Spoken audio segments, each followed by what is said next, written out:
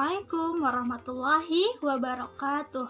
Perkenalkan, nama saya Latifah Rahmah, NPM 20.140124. Pada kesempatan kali ini, saya akan menyampaikan materi tentang kesantunan berbahasa, keterampilan berbicara, keterampilan membaca, dan keterampilan menyimak. Nah, pada kesempatan kali ini saya akan menyampaikan 4 materi ya. Nah, langsung saja saya akan menyampaikan materi yang pertama dulu, yaitu tentang kesantunan berbahasa. Nah, kesantunan kalau kita artikan itu erat kaitannya dengan etika atau perilaku dalam kehidupan sehari-hari. Sedangkan berbahasa tentu saja itu berkaitan dengan komunikasi atau berkomunikasi dalam kehidupan sehari-hari. Nah, jadi kesantunan berbahasa ialah etika dalam berkomunikasi. Nah, tentu saja ini menjadi hal yang penting ya untuk kita pahami. Nah, agar kita bisa berkomunikasi yang baik, baik itu kepada guru, kepada teman, kepada orang tua, kepada dosen, dan lain sebagainya ya. Adapun 2 aspek penting dalam kesantunan berbahasa ini ialah yang pertama, ditinjau dari segi linguistik.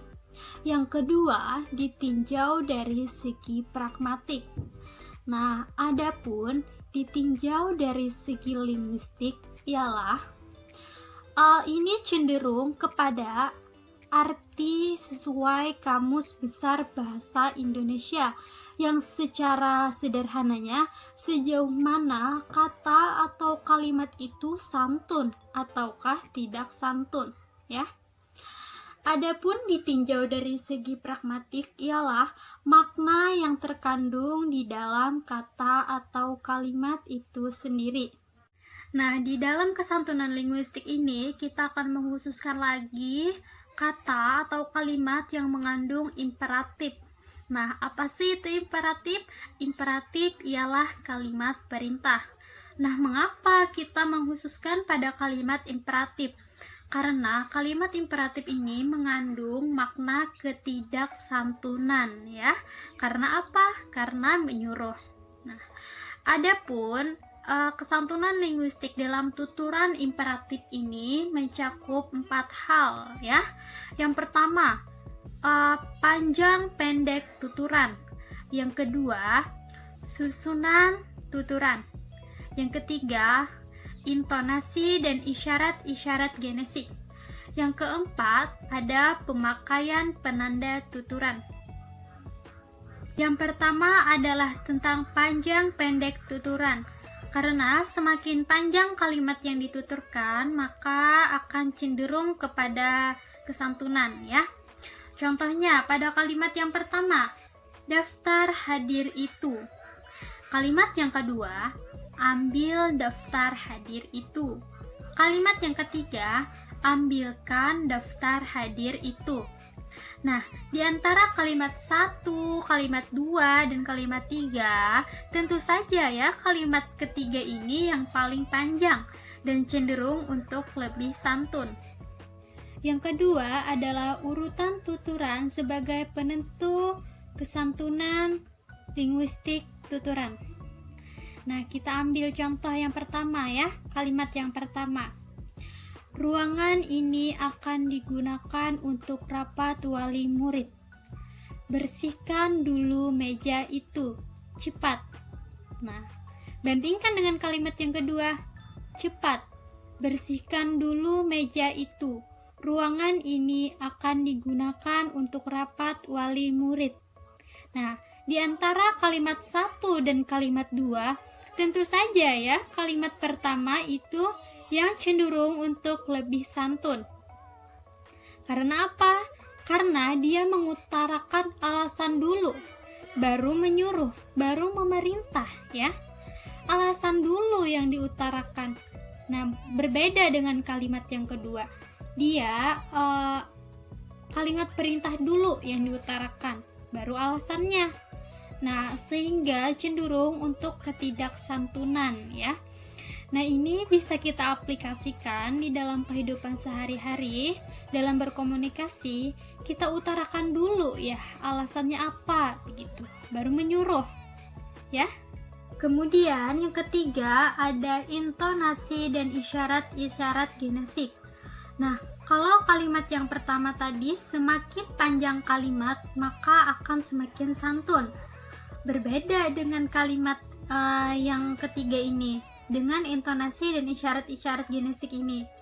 Semakin panjang intonasi yang diucapkan, maka akan semakin cenderung untuk tidak santun, ya. Contohnya, kirim surat itu. Surat itu kirim. Nah, berbeda dengan kalimat berikut. Kirim surat itu. Nah, berbeda ya. Karena apa? Karena semakin dipanjangkan intonasi, maka akan semakin membuat kalimat itu untuk cenderung tidak santun. Ya. Kemudian ada yang keempat, yaitu pemakaian penanda kesantunan. Ini terbagi lagi menjadi 3 macam. Yang pertama ada kata tolong, yang kedua ada mohon, dan yang ketiga ada silahkan. Nah, contohnya ya, seperti kalimat yang pertama tadi, ambil daftar hadir itu, ambilkan daftar hadir itu. Nah, kita tambah lagi dengan kalimat pemakaian penanda kesantunan ini. Nah, tolong ambilkan daftar hadir itu. Nah, sehingga kalimat yang ketiga ini cenderung untuk lebih santun ya, karena di depannya itu ditambahkan pemakaian penanda kesantunan dengan kata tolong. Nah ya, sehingga orang itu tidak tega begitu untuk tidak melakukannya ya. Kemudian kesantunan yang ditinjau dari segi pragmatik ini yang kita ukur ialah makna yang terkandung di dalam arti atau kalimat yang dituturkan, yang dimana pragmatik ini sangat bergantung kepada konteks, yang dimana konteks ini bisa berupa waktu, tempat, dan situasi, yang dimana situasi ini bisa berupa suasana ini bisa juga berupa suasana psikologi si penutur ya, misalnya apakah dia sedang kecewa atau sedang marah. Nah, itu bisa melatar belakanginya. Kemudian yang namanya konteks itu bisa bergantung kepada pihak yang menjadi pembicara. Misalnya lawan bicara kita, dengan siapa kita berbicara, misalnya dengan orang tua, dengan teman, atau orang yang tidak kita kenal. Nah, pihak yang menjadi lawan bicara kita ini bisa mempengaruhi sejauh mana kesantunan kita dalam berbahasa ya. Contohnya, jikalau kita berbicara dengan dosen, tentu saja ya kita berbicara dengan sesantun mungkin, gitu ya. Berbicara dengan sebaik mungkin. Nah, tetapi akan berbeda jika kita berbicara dengan teman sejawat ya. Nah, ini berarti konteks ini ialah melatar belakangi sejauh mana kesantunan kita dalam berbahasa. Yang dimana juga ada nada, ya ada tujuan, ada maksud yang dapat melatar belakangi konteks. Nah, di dalam tuturan pragmatik ini yang artinya ialah makna yang terkandung di dalamnya, apakah dia dapat dikatakan santun ataukah tidak santun. Pada kalimat imperatif ini dia tidak akan menyatakan dalam kalimat imperatif ya, tetapi dalam kalimat non imperatif. Nah, jadi maksudnya begini, tujuannya adalah memerintah, tapi tidak dibahasakan dalam bahasa perintah.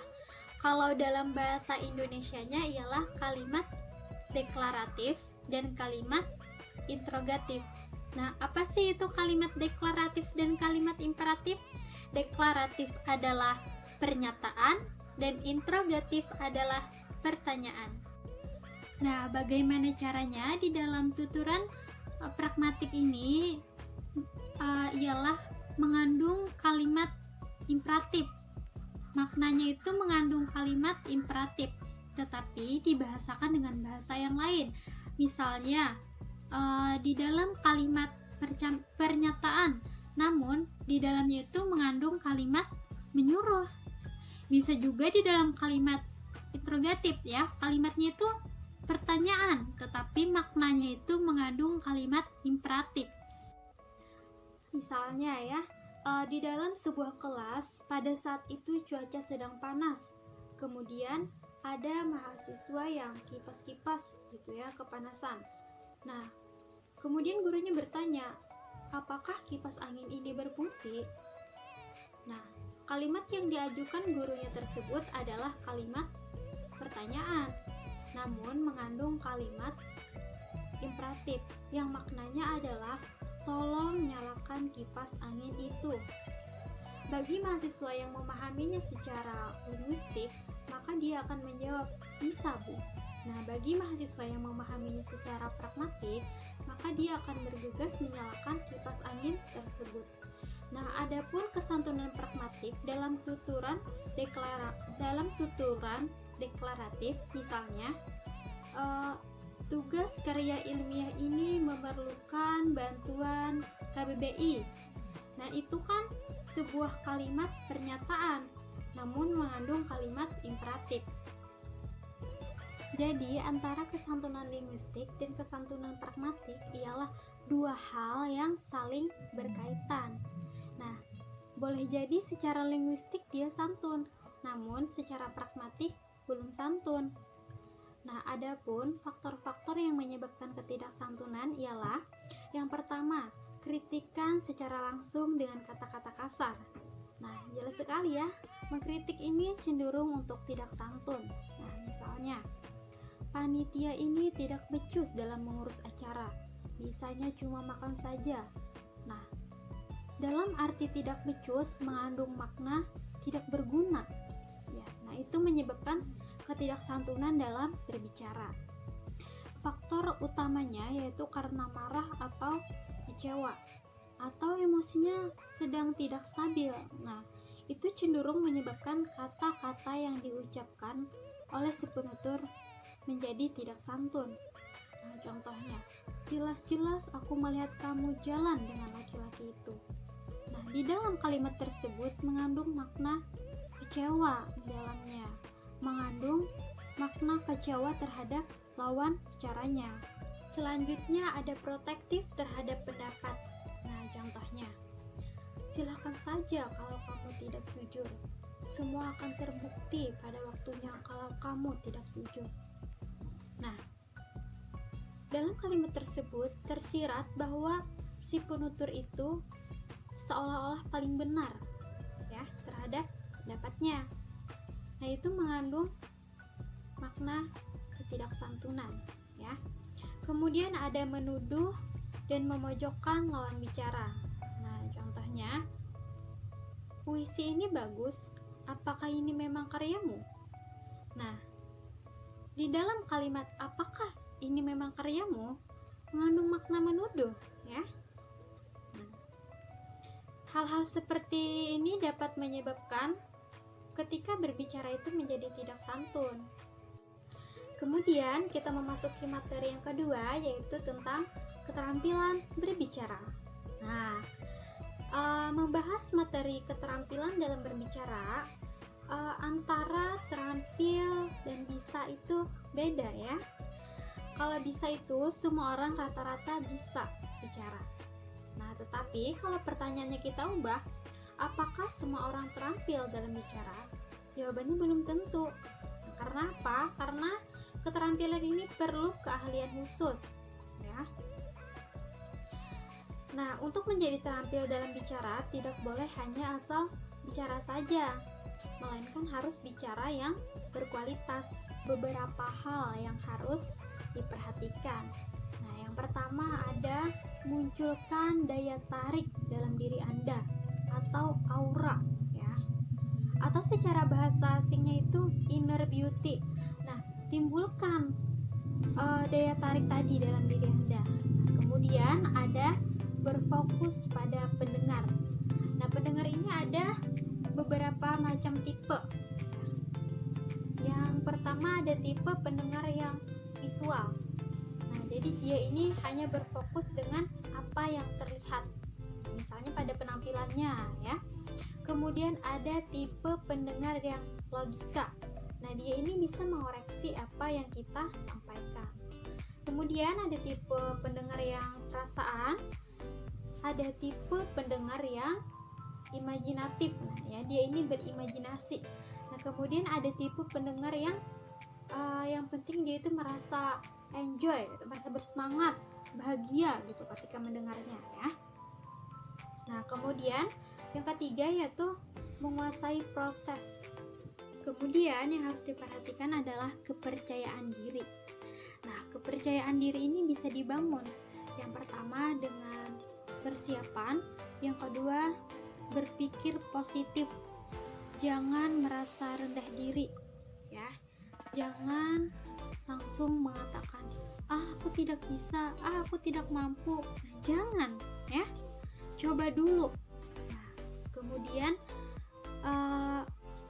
performance. Oke. Tunjukkan bahwa kalian itu hebat. Misalnya, kalau ingin terlihat menjadi orang yang lucu, maka berbicaralah yang ada humornya. Kemudian jadilah orang yang unik. Nah, biasanya orang yang unik ini akan mudah untuk diingat oleh orang lain. Nah, untuk meningkatkan kualitas materi ini, tentu saja memerlukan keahlian khusus. Nah, ada kadangkala materi itu menarik, namun disampaikan dengan cara yang tidak menarik. Nah, kemudian ada materi itu biasa-biasa saja, namun disampaikan dengan cara yang menarik. Nah, itu berarti ada keahlian oleh si penyampainya. Nah, jadi poin yang ketiga, ketika berbicara itu tidak hanya mulut yang berbicara, tetapi lakukanlah gerakan-gerakan tubuh, misalnya gerakan tangan ya. Dan juga lakukanlah kontak mata dengan pendengar. Baiklah, kita memasuki materi yang ketiga, yaitu keterampilan membaca. Nah, terampil dalam membaca itu ialah sesuatu yang berbeda dari membaca. Oke? Nah, kalau yang namanya bisa, itu berarti mudah dilakukan. Kalau terampil itu berarti memerlukan keahlian khusus. Ya. Nah, misalnya, apakah semua orang Indonesia bisa membaca? Nah, rata-rata semua orang Indonesia bisa membaca. Tapi kalau pertanyaannya kita ubah, apakah semua orang Indonesia terampil dalam membaca? Nah, maka jawabannya belum tentu, karena yang namanya terampil ini memerlukan keahlian khusus ya.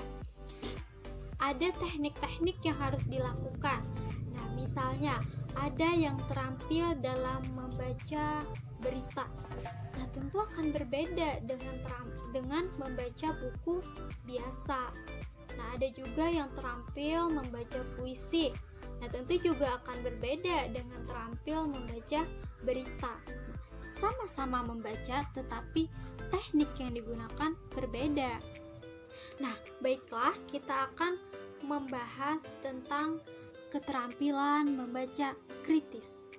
Nah, membaca kritis ini merupakan kegiatan yang bertujuan untuk memahami bacaan secara mendetail, kemudian dapat menganalisis dan mengkritisi hasil bacaan. Nah, bedanya dengan membaca biasa, kalau membaca biasa adalah kegiatan membaca yang bertujuan untuk membuat rangkuman atau membuat kesimpulan dari hasil bacaan. Nah, jadi membaca kritis itu tidak hanya asal membaca saja, namun harus memerlukan keahlian khusus.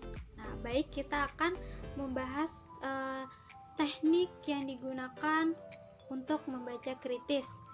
Nah, yaitu ada SQ3R.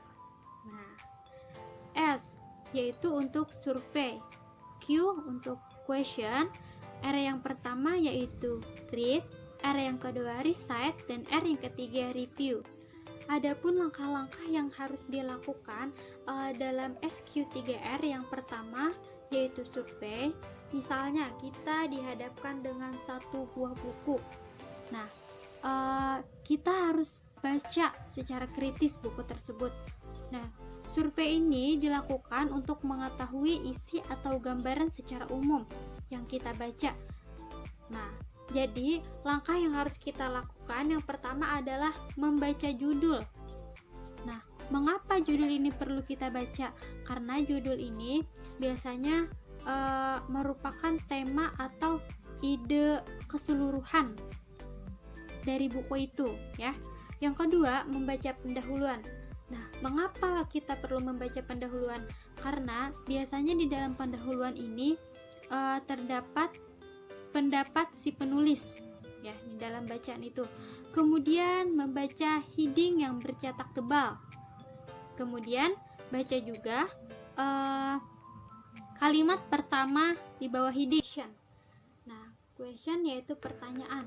Jadi lakukanlah sejumlah pertanyaan, misalnya dengan menambahkan kata bagaimana atau apa. Nah, misalnya bagaimana pengertian kalimat efektif. Nah, atau apa pengertian kalimat efektif. Nah, ya. Kemudian langkah yang ketiga yaitu read, yang mana membacanya langsung menjawab pertanyaan yang tadi sudah dilakukan. Nah, misalnya jawabannya itu terdapat di paragraf kedua. Nah, langsung saja kita loncat ke paragraf kedua tersebut. Nah, selanjutnya adalah tahap riset, yaitu mengecek lagi apakah semua pertanyaan yang diajukan tadi ada jawabannya. Nah, maka jika belum menemui jawabannya, kita kembali lagi ke bagian awal. Nah, kemudian mengetes daya ingat kita. Nah, langkah yang terakhir yaitu review, mengembalikan bacaan dari awal sampai akhir. Nah, kemudian setelah itu lakukanlah analisis atau kritik terhadap isi yang dibaca ya. Setelah selesai melakukan SQ3R, maka analisa hasil bacaan yang sudah dibaca tadi. Nah, baiklah, kita memasuki materi yang keempat, yaitu keterampilan menyimak. Keterampilan menyimak ini merupakan sentral dari 4 keterampilan lainnya. Nah, terampil dalam menyimak ini menjadikan dia penulis yang baik, pembaca yang baik, dan juga pembicara yang baik. Jadi, yang namanya menyimak itu bukan hanya sekedar mendengar saja ya, namun di sana juga ada proses berpikir dan menganalisis. Kemudian, ada juga tahapan yang harus dilalui dalam menyimak, yaitu yang pertama, mendengarkan, yang kedua, memahami, yang ketiga, menginterpretasi, yang keempat, ada menilai, dan yang kelima, merespon atau memberi tanggapan. Nah, kita masuk ke yang pertama dulu ya, yaitu mendengarkan. Mendengarkan berarti kita hanya berfokus pada satu suara yang akan kita simak atau kita dengarkan. Misalnya saat ini ada suara kendaraan, ada suara cicak, suara kipas angin, suara TV, atau suara orang di sekitar kita. Nah, kita hanya berfokus pada satu suara yang akan kita simak, yaitu suara saya. Kata kuncinya satu, yaitu fokus. Kedua, yaitu memahami. Jadi, si penyimak berusaha mengartikan setiap kata yang sudah didengar. Yang ketiga, ada menginterpretasi, yaitu memahami makna pada setiap kata atau kalimat yang sudah didengarkan tadi. Nah, beda ya antara arti dengan makna. Nah, kalau makna di bagian yang ketiga ini yaitu segala hal yang melatar belakanginya. Kemudian yang keempat ada menilai. Si penyimak ini akan mengevaluasi pendapat yang sudah dia simak tadi. Jadi dia akan menilai keunggulan dan kelemahan kelebihan atau kekurangan dari yang dia simak. Yang kelima, ada menanggapi atau memberikan respon. Jadi, respon apa yang akan dikeluarkan itu tergantung pada proses-proses sebelumnya. Contohnya pada bagian kesantunan, tentang si dosen yang berbicara kepada mahasiswa bahwa hari ini sedang panas. Nah, maka para mahasiswa hanya berfokus pada ucapan si dosen. Kata si dosen, udara hari ini panas ya. Nah, maka para mahasiswa pada bagian pertama yaitu mendengarkan, kata kuncinya tadi adalah berfokus, maka dia hanya berfokus pada suara si dosen, yaitu udara hari ini panas ya. Nah, kemudian pada tahap memahami, dari arti kalimat udara hari ini panas ya, memang benar udaranya panas. Ditambah juga ruangannya juga tertutup dan orang-orang pada saat itu banyak di dalam kelas itu, jadi menambah udara semakin panas. Kemudian pada tahap yang ketiga yaitu menginterpretasi, yang kata kuncinya adalah menafsirkan makna dari kalimat tersebut, yaitu dari kalimat udara hari ini panas ya. Nah, ada tujuan apa di balik kalimat itu? Nah, setelah menilai, dia akan mengevaluasi apa yang melatar belakanginya. Nah, dia lihat yang melatar belakanginya adalah kipas angin yang tidak menyala. Nah, kemudian dia akan sampai pada proses menanggapi atau merespon. Nah, dia dengan memberikan tindakan, yaitu menyalakan kipas angin. Nah, ini adalah proses yang berhasil pada saat menyimak. Baiklah, mungkin hanya itu yang dapat saya sampaikan. Salah khilaf mohon maaf. Wassalamualaikum warahmatullahi wabarakatuh.